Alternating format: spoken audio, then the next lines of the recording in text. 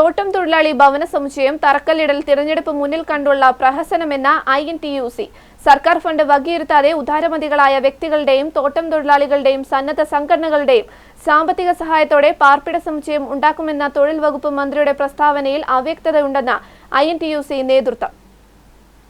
Meppadi Chembra estate management സംഭാവന നൽകിയ ഒരേക്കർ സ്ഥലത്ത് കഴിഞ്ഞ ദിവസമാണ് തോട്ടം തൊഴിലാളി പാർപ്പിട സമുച്ചയത്തിന് തൊഴിൽ വകുപ്പ് മന്ത്രി TP രാമകൃഷ്ണൻ തറക്കല്ലിട്ടത്. വിവരശേഖരണം നടത്തി 3400-ൽ പരം ഭവനരഹിതരായ തോട്ടം തൊഴിലാളികൾ ജില്ലയിലുണ്ടെന്ന് കണ്ടെത്തിയിട്ടുണ്ട്. ചെമ്പ്ര എരുമക്കൊല്ലിയിൽ 60 പേർക്ക് താമസിക്കാൻ കെട്ടിടം നിർമ്മിക്കുമെന്നാണ് പറഞ്ഞിട്ടുള്ളത്.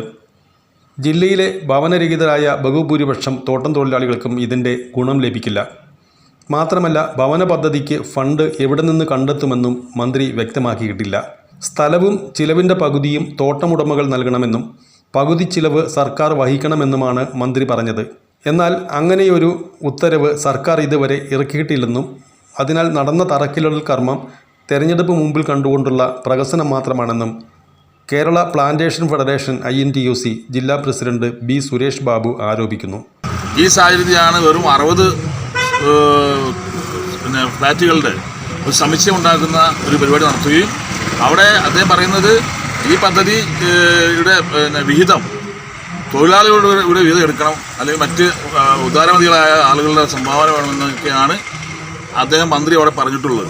അതുകൊണ്ട് തന്നെ ഇതൊരു പ്രശ്നമായി മാറുന്ന സാഹചര്യമാണുള്ളത്.